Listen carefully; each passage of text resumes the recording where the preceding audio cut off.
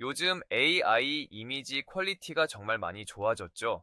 이제는 단순히 이미지를 만드는 걸 넘어서 어떤 툴을 어떤 용도로 쓰느냐가 더 중요해진 것 같습니다. 그래서 오늘은 제가 2026년에 직접 써볼 만하다고 생각하는 AI 이미지 생성 툴 5가지를 용도별로 간단하게 정리해 보겠습니다. 바로 시작해 볼게요. 첫 번째는 미드전입니다. 저는 일단 결과물이 예쁘게 나오는 게 중요할 때 미드저니를 먼저 생각하는 편이에요. 특히 영화 같은 장면이나 분위기 있는 사진, 컨셉 이미지처럼 비주얼 자체가 중요한 작업에서 여전히 강점이 있습니다. 예를 들어 비 오는 밤에 도쿄 거리, 넌사인이 비친 도로, 사람들이 지나가는 장면처럼 조금 복잡한 분위기를 넣어도 결과가 꽤 자연스럽게 나옵니다.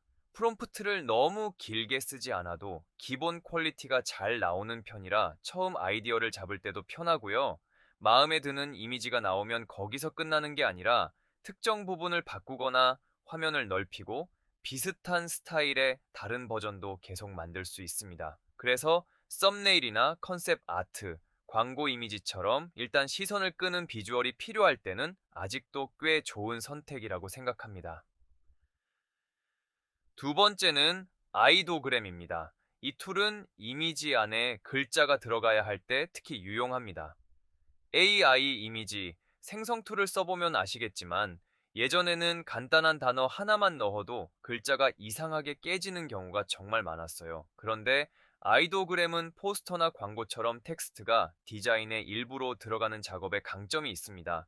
예를 들어 카페 포스터를 만든다고 하면 큰 제목으로 미드나이트 커피를 넣고 제품 이미지와 같이 배치해달라고 요청할 수 있습니다.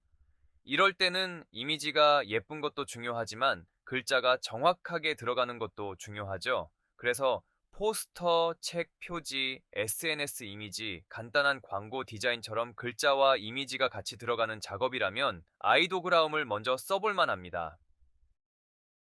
세 번째는 리크래프트입니다. 이건 일반 이미지 생성보다는 조금 더 디자인 작업에 가까운 느낌이 있습니다. 로고나 아이콘, 일러스트, 제품 그래픽처럼 실제 디자인에 활용할 이미지를 만들 때 특히 유용해요. 예를 들어 가상의 커피 브랜드를 만든다고 하면 미니멀한 커피잔 로고를 요청하고 여러 방향으로 디자인을 뽑아볼 수 있습니다. 그리고 리크래프트의 장점 중 하나는 벡터 형태로 작업할 수 있다는 점입니다. 단순히 이미지 한 장을 받는 게 아니라 로고나 아이콘처럼 나중에 수정하거나 실제 디자인에 활용하기 좋은 형태로 가져갈 수 있다는 게 꽤 큰 차이예요. 그래서 영화 같은 이미지가 필요하면 미드저니가 더 잘 맞을 수 있지만 브랜드 디자인이나 로고, 아이콘 작업이라면 리크래프트가 훨씬 실용적으로 느껴질 수 있습니다.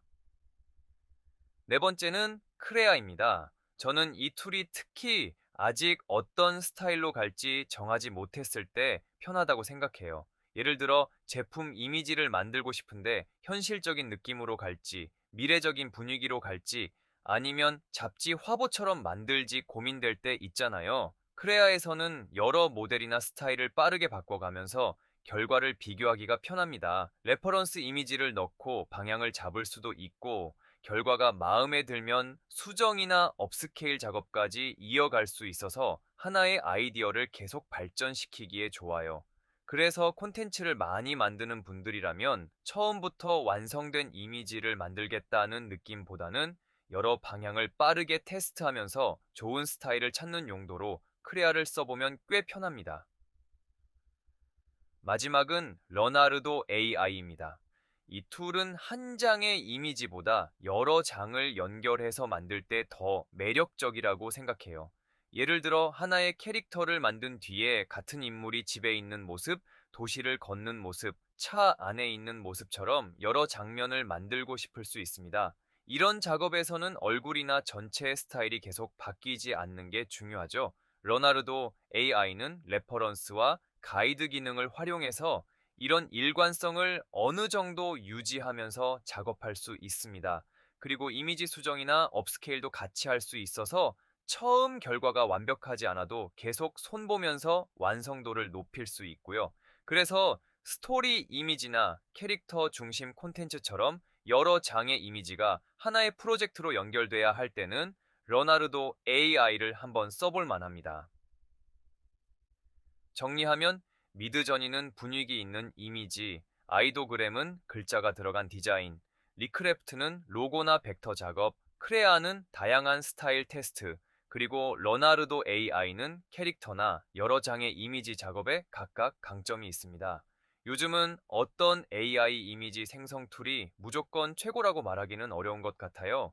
내가 뭘 만들고 싶은지에 따라 더 잘 맞는 툴이 달라지기 때문입니다. 여러분은 이 중에서 어떤 툴을 가장 많이 쓰고 있는지, 그리고 다음 영상에서 어떤 툴을 더 자세하게 테스트해 봤으면 하는지 댓글로 알려주세요. 시청해 주셔서 감사합니다. 다음 영상에서 만나요.